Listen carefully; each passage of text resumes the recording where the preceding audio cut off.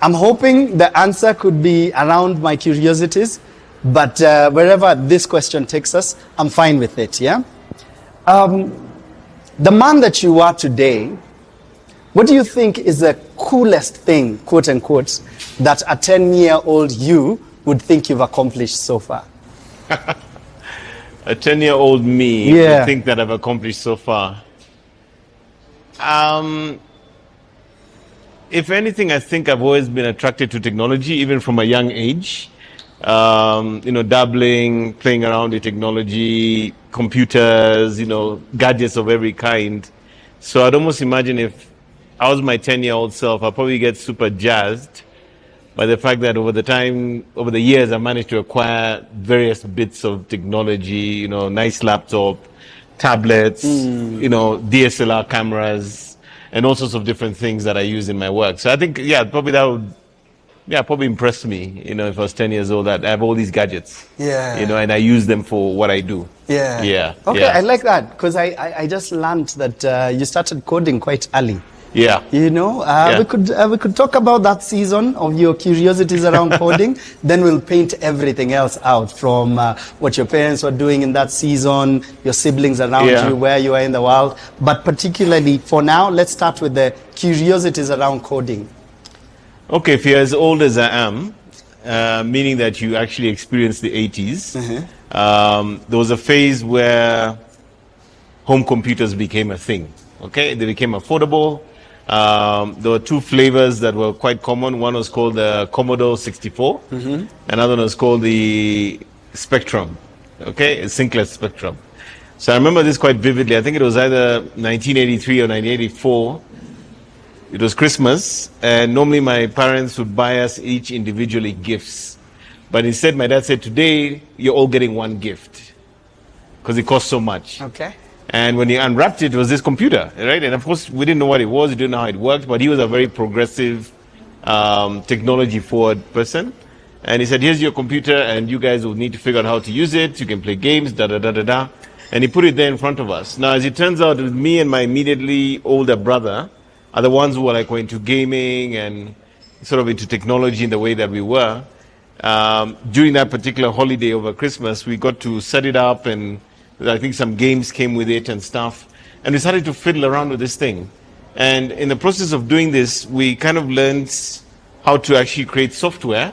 Because at some point, my dad was like, look, I'm not buying you any more games. I'm going to give you a book, which he got from one of his trips abroad, and said, you learn how to code the games for yourselves. So me and my brother on the weekends and late into the night would be there typing and trying to understand what each line of code meant and how it worked. And of course, with the games, we then started to understand that if you do this, you can give yourself infinite lives. If you do that, you can do different things. And by the way, this is the days before UPS, right? So if Kenya Power went off, you lost everything. You're done. Okay? Yeah. But we learned how to code. That's how we learned how to get into sort of understanding how the software works.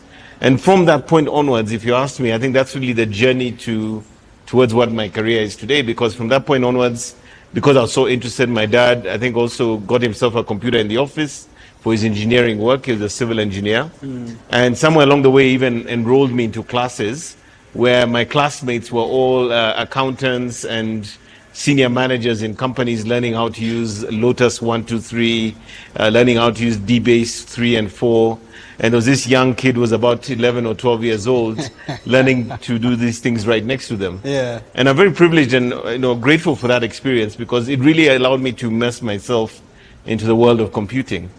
And as it turns out, later on, university and stuff, I continued this trend, so that when the internet came along, I was actually ready for it. Yeah. I could see it for what it was. I could see what it could become, which is why I was one of the first people in that industry when it came to working and being employed in the internet space. Yeah. So from that computer in the home, the progression was from that point onwards, it ended up landing me where I am today. Look at that. Look at that. I'm pretty sure your 11-year-old self is totally proud of who you are today. Okay, that's what's up. Now let's circle that season. Where are you living? I know you have roots in Mombasa and in KZ and all that. Yeah. So tell us a bit about your life then, and how it progresses up to your, say, in your early 20s thereabout. Okay, so growing up was Mombasa. Yeah. That's where we grew up. We're a big family, my parents and 6 children. So I have four brothers. Well, we're 4 brothers, 2 sisters, 6 children. And yeah, we grew up in Mombasa. And I think for me, Mombasa was back then was a magical place. Meaning, if you know anything about coastal culture, it's very close. It's very family oriented. It was a nice upbringing. Went to school there. We obviously lived there. And I think from a family values perspective, I think we were brought up well. Yeah, I think my parents were very much about traditional values. And in a small coastal town like Mombasa at the time, everyone knew everyone. Everyone is in everyone's business. But basically, it was just a nice, wonderful place, I think, to bring up children back then. Not too developed like Nairobi. Of course, Mombasa and the coastal towns are known for being a bit sleepy. One recollection I have is the way that those days there's so little traffic that you'd go to school and then you'd get picked up for lunch and go home for lunch and go back to school in the afternoon. And, things were just very simple. It was very easy to get around. And yeah, it was idyllic. And I think we had many great family friends and we grew up there. And yeah, it was a good time. It was a good moment. And of course, until now, obviously in later years, now going to high school, that's when I went to boarding school and things like this. My older siblings also eventually went to places like the US and stuff. I came to Nairobi. I did some time at USIU, and yeah, that was really Mombasa. But I think for me, and even when I meet people from Mombasa in Nairobi, we have almost this belief or clique that we're kind of a bit different from the Nairobi people. How so? I think we're quieter. We're more family values, more chilled, more polite. I think. Okay. I think. And even till today, many of the family friends and the people we're associated with in those years are still very close to us, as a family, as individuals and so forth, although the place itself has completely changed in the last, 20, 30 years. It's a long time. So much has changed over there, So Nairobi. Yeah, so when I moved to work here, I think for me, it was very clear to me, like, this is where Nairobi is where I need to be for my career, because I could see what my peers were doing in the space. I could see how they're performing. I could see all the startups starting to grow in the ecosystem. And I just knew I had to be here. Right? So I came without no job offer, literally carried my computer or something, and ideas came and I said, I'm not leaving until I get a job. So I think 2 or 3 weeks later, meanwhile I was enjoying the money I'd made working hard in sales, I finally got the offer from 3 Mice. And if you knew about 3 Mice at the time, they were like the first digital agency here. They were building the coolest websites, or working for people like Kenya Postal Directories. The Yellow Pages were a thing then. Yellow Pages, yes. They were doing work, I think, for people like KCB and so forth. So when I got here, I was just like, I need to work with these guys. Because I could already see that Africa Online was already talking to them about the possibility of buying them.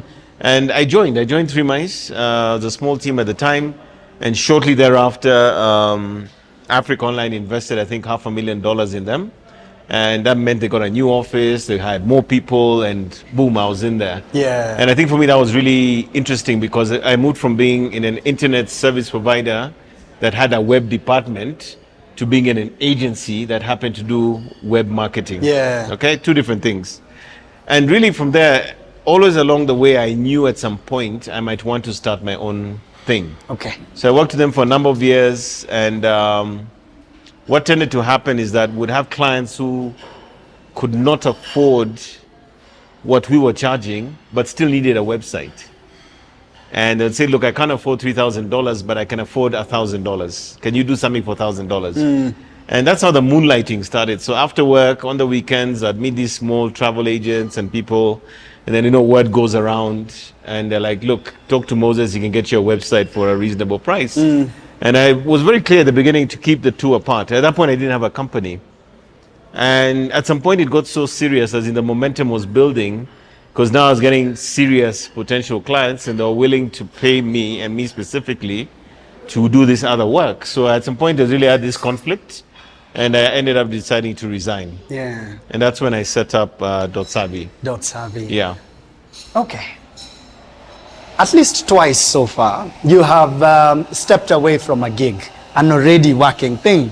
You're doing pretty good in Mombasa. You're like, okay, I think that's enough. Let's go to Nairobi. Ceiling.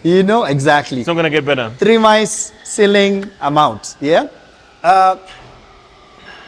Is there anything you could attribute to that, probably in your past? Do you remember, like, you being that sort of child? I'm seeing it in your parents somewhere in there. Actually, my dad. Your dad? Yeah. Also? See, my dad had worked for people like the East African community. You know, he worked in the East African railways and harbors and so forth.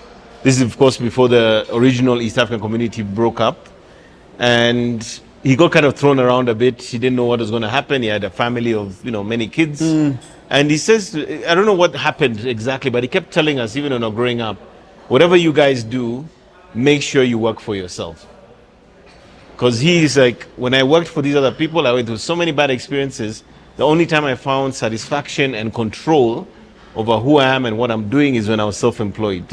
So it was kind of something that he kept drilling into us that, do the jobs and all if you must, but work towards being your own boss or your own business owner. And I think for me, in the back of my mind, that was always there, that he was my reflection or my inspiration, that if he could do it and be very successful in what he did, then I too could do the same. So I had this blueprint to follow, that, do the work, learn the work, and then when you're feeling competent enough and you feel you've reached the limits of it, start your own thing, which is exactly what I did. Yeah. Oh, that's quite powerful. Yeah. That is quite powerful, especially from the, what do you call them, the Uhuruzens. Yeah, the Uhuruzens. It feels like your dad was very, very, very smart and forward thinking and very well put together. Yeah, I mean, if you think about where he came from, he was always breaking boundaries, He was always pushing to the limits. Even the way he got a computer very, very early in the profession, when others were discussing computers, he was actually using it. So he was very much an unconventional guy. Look at that. Look at that. Okay. Aya, let's come back to, you've started your company. I'm not assuming anything, but there might be some truth in this statement or this question, so ride with it. So my question, let me phrase it as one, would be, at what point as an entrepreneur do you think, oh no, I shouldn't have quit, I shouldn't have done this? Is it a few months in? Is it a few years later? Ama, did it never cross? There's something very interesting about transitioning from doing your business as a side hustle to your business becoming the main thing, right? Yeah. And what tends to happen is that when you're still doing it as a side hustle, you still have the comfort of a paycheck and the credibility of, I work at Africon and I work at 3 Mice. And when you go into social scenarios, it's very clear your identity. And the side hustle is kind of in the background, right? It's not the main event. It gives you that extra cash and extra things, but it's not something you're depending on 100% because you still got your paycheck. So the moment you switch and make the call, and at that point, of course, I knew I had some decent pieces of business coming in, because also when I resigned, many of the clients who I was onboarding at a place like 3 Mice, actually, I was going to pick up checks and contracts, and they were like, you're leaving? You're leaving us? And literally, some of them literally just parked the contract and said, we're going to wait for you to start your company, and then we'll give you the business. And I'm like, no, please give it to my guys. It's cool. No, we want to work with you. About 4 clients did this. They canceled the contracts, and they said, I want to work with you. And meanwhile, I had to go and incorporate the company, set up everything. So this is another conundrum, because when I was ready to register the company, I didn't have the money to open the bank account. Those days, if you wanted to open a business account at Standard Chartered, I think you needed a minimum of 100,000 shillings. Oof. Okay. So I had to take a loan from a friend, open the bank account, and then bank my first checks. Right? Okay. Things like this. Yeah. But more importantly, the moment you switch off from having a steady paycheck, and now you're depending on these signed up contracts, plus now you have employees because you need somebody to do the work, plus you have to pay for office space, plus all these things, you immediately wake up to the reality that being employed is a very different ball game from being a business owner who's also employing people and has bills and things to take care of. And at that point, I'm telling you, there are moments when you're like, I can't believe I made such a silly decision. I had no idea I was going to have to deal with this. I'll give another example of a case where the phone line in the office had been cut off. I think on our last few thousand shillings, we had a new client who was onboarding, was based at Wilson Airport. Everything that we were doing at that moment in time depended on that guy signing and giving us the business. So I remember going with my co-director at the time. We rocked up at their offices. We showed them these designs for their website. They were paying us a lot of money. And meanwhile, the phone in the office is not working. Let me tell you why that was significant then. There was a time you did not call people on mobile phones. Okay. If you're doing a business transaction, you call them in the office. That was the culture then. Okay. You don't call somebody's phone. It's not considered to be etiquette. So we roll up into his office and we're like literally hanging by a thread. I think even in the car, there was only fuel like for going back and a few things. As in, you're broke. And for some reason, he comes in and says, okay, I'm happy with the proposal. I'm happy to proceed. And then he asks us, do you mind if I pay you cash? Now, me and my co-director are very calm. We're behaving calm at that point. No, cash. Are you sure cash? Okay. Yeah, no problem. Meanwhile, you're broke. You have a few hundred shillings in your wallet. The cash, yeah. So you're sitting there and he's saying, I'm going to give you cash. So his assistant, his PA opens, there was a safe, and I'm seeing dollars and things in there. They grab a couple of words of cash. I think those days it was something like maybe 200,000-300,000 shillings that was a deposit. It was the biggest deal we had done at that point. And we're playing it cool. We're playing like this happens every day. People give us cash. We get into the car. I used to drive a small 205. I got in the car. We drove out of Wilson Airport. And all I remember is that once we passed the gate outside, we were screaming. Yeah, we had seen the face of God. Oh, serendipity. Yeah? The face of God had been shown to us. And this is the thing that happens in entrepreneurship. It's a constant game of feasts and famines. You're going to have moments that are so low, you're wondering why you're doing this. Then you're going to have moments you're so high, and you're saying, thank God I did this. So I'm having this moment where I can see all the effort validated in this moment. That was one of them. And I remember we called the guys in the office. Well, we called them on their mobile phones because the office line was cut off. I said, guys, hang in the office. It was a Friday. We're coming back. We've got the salaries. And we're going to go get drinks. And I think anyone who's in entrepreneurship, you need to understand that dynamic. You're going to have good days and bad days. But it's a choice you make, because to be an entrepreneur means that whatever happens or does not happen is 100% your fault or your blessing. Meaning that extra phone call you make that could make the sale, showing up at that meeting that give us cash, deciding to do things or not do things, in a way that as an employee you can never experience. In fact, I like always say that the entrepreneurial journey is like being in a car with no suspensions, no cushions on your seat, in a metal chair, and you're driving your car on a badly pothole road, and you're feeling every bump as you go. It's a rough ride. You feel every impact of what you do and do not do as an entrepreneur. And that's a life you must live with if you choose to take that path. There are no moments to rest back and take it easy. You are constantly ticking and doing things that you have to do. In fact, as we speak, I can't remember the last time I went on real leave. I can't go on a holiday and not have my laptop. I always have it somewhere, because that's how it is when you run and own a business.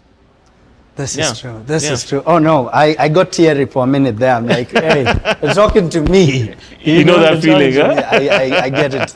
I totally do. I'm curious, the experience of your, how rough the road is, the terrain is for you as an entrepreneur. Is this now affecting every other relationship in your life? From by this time, the kids are in your life, and all this. Are the effects being felt there as well? Money affects everything. How do you handle that season? Good days and bad days. When the money is good, no one's complaining, everyone is happy. When the money is not good and you're behind on payments and things like this, no one is happy. So, of course, the spillover effect is that there are going to be dynamics in your friendships, your relationships, that are going up and down on the fact whether you have money or not. And here's the funny thing, the entrepreneurial journey is that you might have a season of 2 years when everything seems to have finally worked out. And then the following year, something happens and you're back down again. And you go up and down and up and down. It seems to be the way it works. But the question is, are you resilient enough to work through those challenges? And yes, there are relationships that become broken because of financial challenges or constraints. It can be very hard on a couple, a marriage, even your own relationship with your children. If, for instance, you've not been able to pay school fees and for some reason they're sitting in the house. How do you talk to them and have a relationship with them if you're not up to date on that? And the thing is, in the entrepreneurial world, this is quite normal. When we sit down as entrepreneurs, we've had these moments. Like I remember telling one guy, there's a time I used to live in Tigoni, and I didn't have much fuel in the car, and I think I was waiting for a check to clear the next day. So when I was coming down to Nairobi from Tigoni, I would turn off the engine, So I'd save the fuel just enough to get to my house, to the office, and then hopefully I go to the bank and get some money, then I can fuel my car. These are real stories. These are things that happen. But unfortunately, people have now turned entrepreneurship into this sexy thing that looks interesting, which is why we have what we call entrepreneurs, and you have what they call entrepreneurs. You want to be an entrepreneur, and then you're the entrepreneur. The real entrepreneur is not in a sexy space. The entrepreneur is. But the real guys who are grinding away, doing hard work, it's never sexy. It's hard, painful, it's murky, often embarrassing work. But you make the choice because it gives you 100% full control of the outcomes and full accountability for what you do. Oh, and when it works out, it's a fantastic. Beautiful Exactly. thing. Exactly. You know? Okay. Through all the seasons, especially then, what are you telling yourself internally? How are you putting yourself together, you know, even as a man, you know, just to get up tomorrow and do the thing? What's the internal narrative? I mean, things have gotten tough over the years, and this is why I'm not in any way embarrassed or shy to say this. There were moments when it got so bad that I had to take jobs. You know, the business is not working. Maybe you and your co-founder are not getting along for whatever reason. And somebody reaches out to you and says, well, there seems to be a job here that I think you can do. It's going to pay you 3-4 times what you currently make in your own company. It'll also give you the opportunity to stabilize your financials. So there have been moments in the past when I kind of stepped away for a couple of years, came back. Of course, I was always involved in the evenings. I'd be checking the accounts, checking what's happening. But in that season, you're like, look, I must think about myself and my family first in the short term while I figure out how this company is going to work. So it's not always perfect. And there are many of us in entrepreneurship where we might have to step away from day to day and even running the business. And because company X is coming into Kenya, they're looking for somebody who has your capabilities or credentials to help them start something. And meanwhile, as you're figuring this thing out, you can at least maintain some kind of normality in your life and you continue. And that's what we did. Okay. And those experiences were fantastic. You know, I set up what was the biggest classifieds business in Kenya at the time, which was Dealfish, which became OLX, which became Gigi. I got to work with companies like goal.com, you know, which is the largest football website in the world. I worked with companies like InMobi, in Opera. And many of these things actually allowed me to do something very profound, because until that point as an entrepreneur, you and the company are one. You cannot distinguish Moses from Dotsavvy. But when I got these opportunities, what it did is it allowed me to separate myself from the business and realize me and the business are two different things. Oh, I like that. Because then I could bring in a general manager, I could bring in a team to take care of the things that I used to do, and they could run the company for that season. And then, of course, I'm checking on them, I'm seeing what's going on, I'm helping them, but I'm not day to day anymore. And that separation of you and the business is something that many entrepreneurs never achieve. They're too ingrained and too much a part of the fabric of their own businesses, to the point that without them, the business would collapse. Oof. Oh, that's such an important lesson. And even particularly in your line, I see how the separation happens to bring you now into the personal branding space. You know, it feels like at some point it becomes very intentional for you in your career, because now we do know of the Moses, but we also know of the company. Okay, let's pause it there for a minute. Good.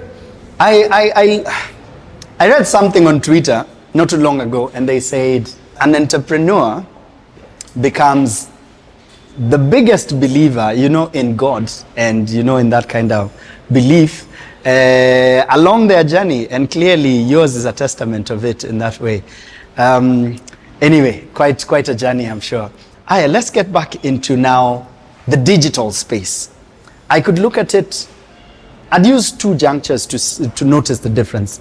The first one would be the analog digital migration. It was a big deal for us guys, you know, us guys, especially like filmmakers and stuff, even artists. It was an opportunity to now go to the new TV stations and all this. But then around the same season, I think it's in the second part of the Kibaki administration, a lot is happening in the tech space. Kenya is being recognized as one of those places to look out for. What are you doing in that season of your career? So say late 2010s, and then we'll compare it to the COVID season, the next shift that happens. Okay. So how is that season looking? I think you need to go back to, was it 2007? Okay. is kind of like where things started to converge in an interesting way, right? Because until that point, I think, I don't even know that Kenya even had 1 million internet users by then, maybe 2 or 3, but you can imagine internet was still a very nascent technology. It's still early days. It's not yet mainstream. Maybe we have 3G, maybe we have 2.5G. Safaricom, even at that point, I don't think is a major internet service provider. And the two things I think that were interesting at that point is probably when we had the post-election violence, as you may recall, we had the arrival of M-Pesa. We had the arrival of Ushahidi, which was that service for incident reporting. Yeah. And then we had the arrival of the fibre cables, the undersea cables, teams and so forth happening. So around those 5 years, all those things happening concurrently. Yeah.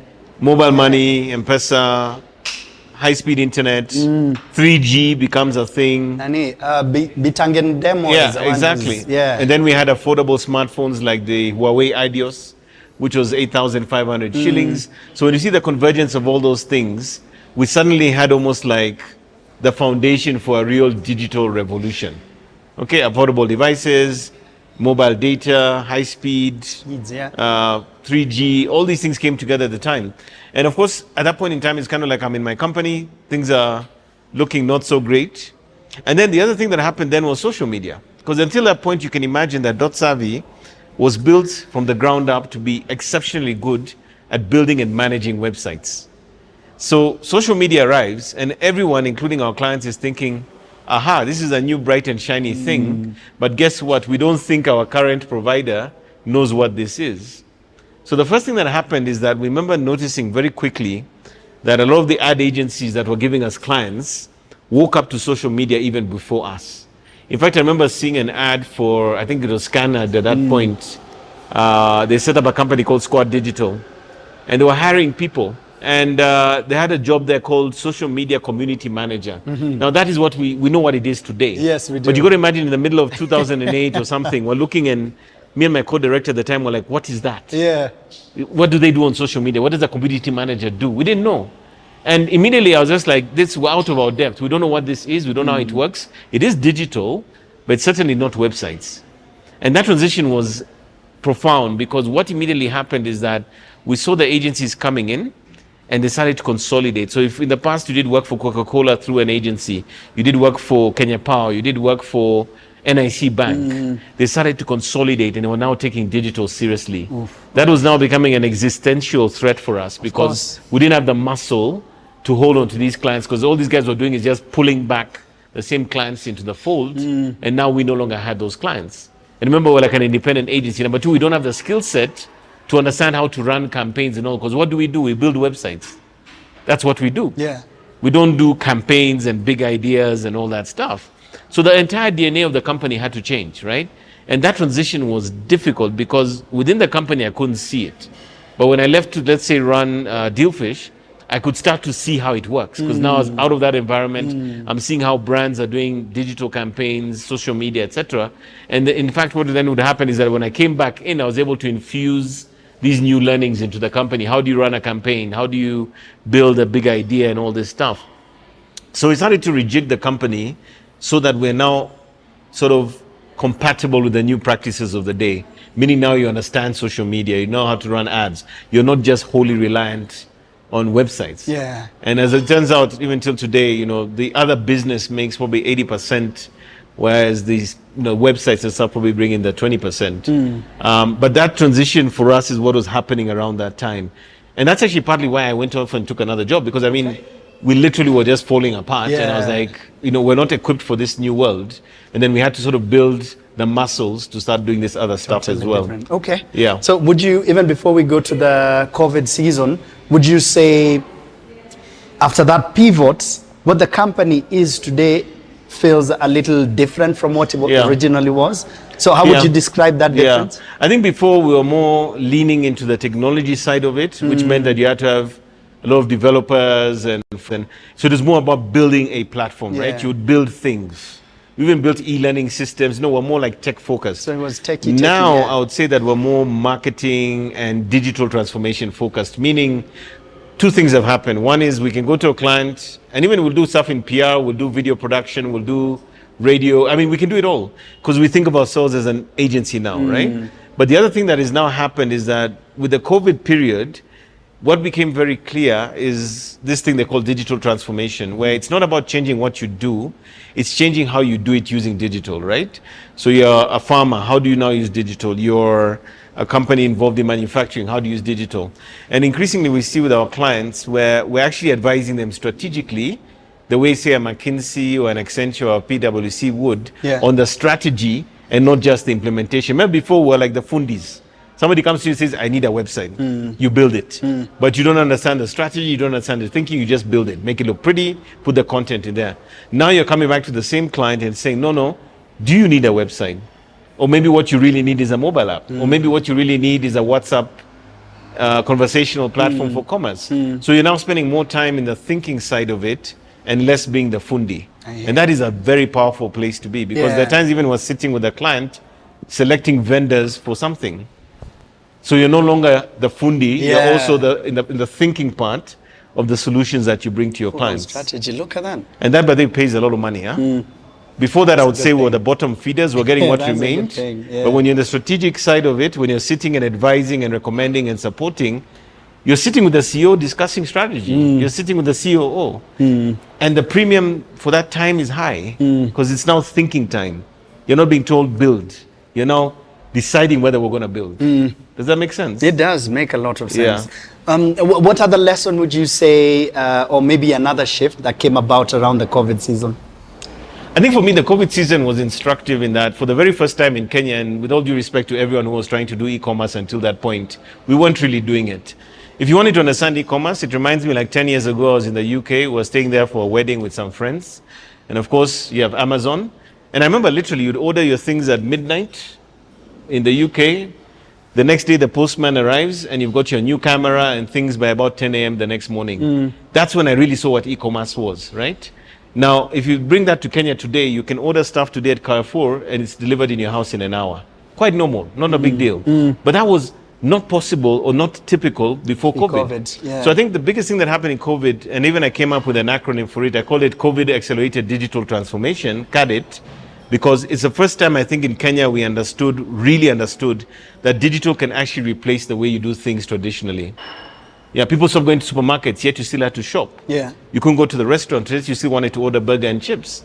You wanted to go to school, but you couldn't go to school, but you could do it on Zoom. I mean, for heaven's sake, court cases were being done on Zoom, and I think continue to be to this day. I have clients where we used to have weekly meetings where we'd spend 2 hours in traffic each way. Today, those same culprits don't want to meet you. They're like, no, so we just do Zoom. We just do Zoom.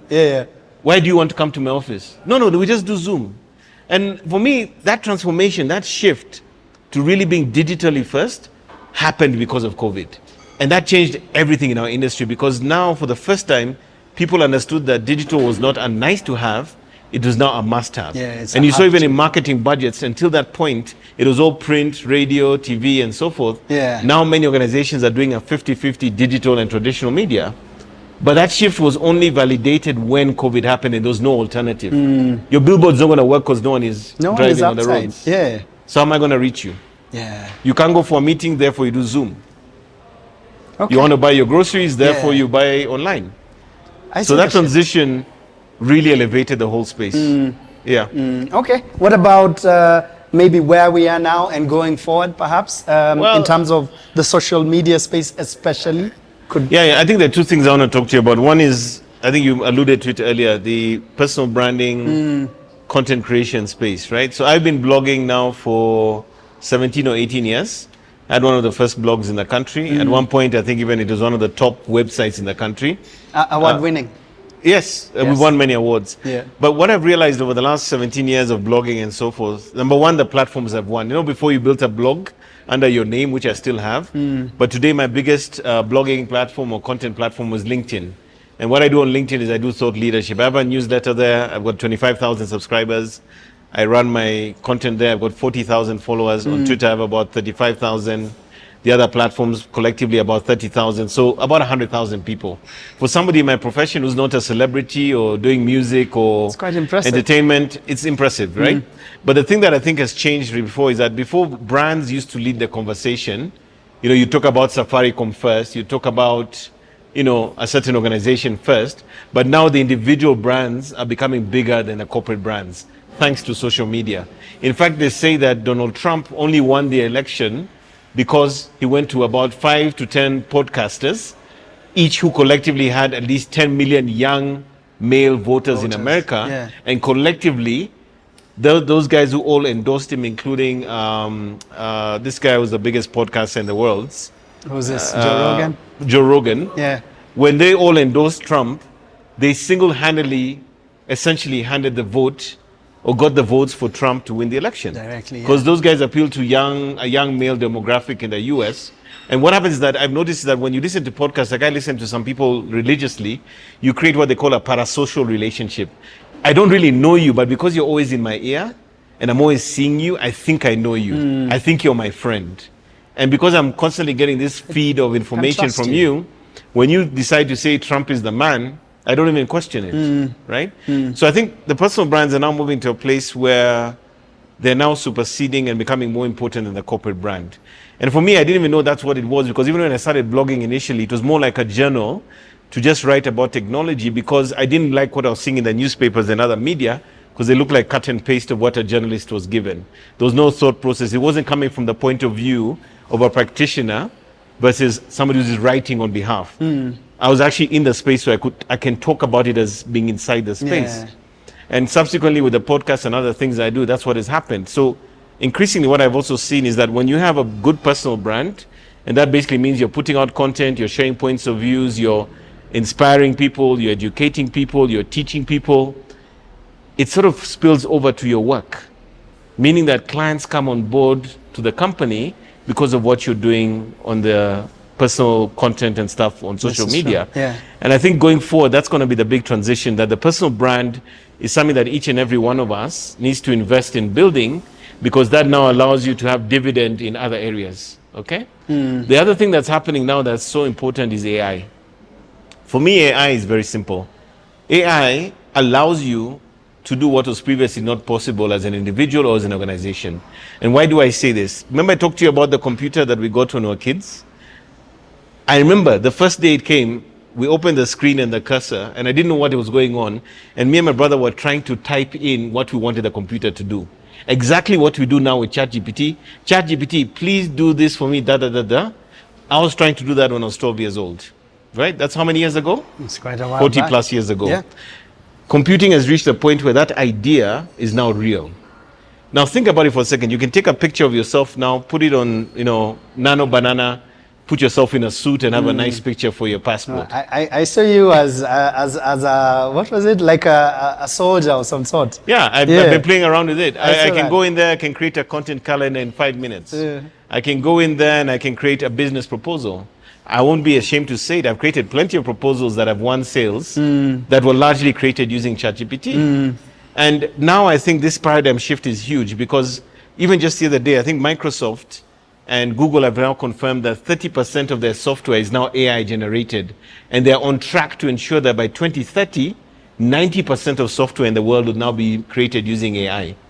What's going to happen to all the kids we told, go get a degree, learn how to code software, do data science, who essentially are going to be replaced using AI? Machine. So this is probably the biggest conversation in our modern times, because it's going to disrupt everything. For sure. And the thing they keep saying, which I don't necessarily agree with, they say something like, the person who's going to take your job is not the AI, but the person using AI. But I'd say that the future is going to belong to those people who, number one, understand how to tell a good story, which AI may not be able to do well, hence content creators, personal brands. And number two, the people who learn how to operate the AI. So think about them being almost like the managers of intelligent AIs, and have mastered the ability to make them do what they want. Yeah. Kind of like what you saw where I took the images and I converted them into something. What they call a prompt engineer, who knows how to make the most compelling request to the AI to give the most profound outcome. So if you can build your personal brand on social media and concurrently figure out how to use AI at a very high level, potentially you should be safe. That's what I would say. Okay, so we shouldn't be scared, technically. Thank you very much for that. Thank you for having me. At least we get to close thinking about the future. And we started right at the back, you know, at the beginnings of. So I'd like to say, especially on this very day, I celebrate that 10-year-old young man playing around with codes to the one who survived Nairobi, found their way through their entrepreneurship journey, and where you are now. We celebrate you and what you've done in the digital space. Thank you so much for your time. Thank you for having me, man. I appreciate it. Asante sana. Yeah. Where do we check out your podcast? Okay, there's a number of things. You can go to my podcast is on YouTube, Spotify. Yeah. Just look for Pure Digital Passion. You'll find it there. I also have my blog at moseskemibaro.com. In fact, if you just Google me, you'll find all those things. And yeah, that's where I share my thoughts, insights, ideas, inspirations around all things digital. Yeah. Asante sana. Asante. Thank you. Ladies and gentlemen, Moses.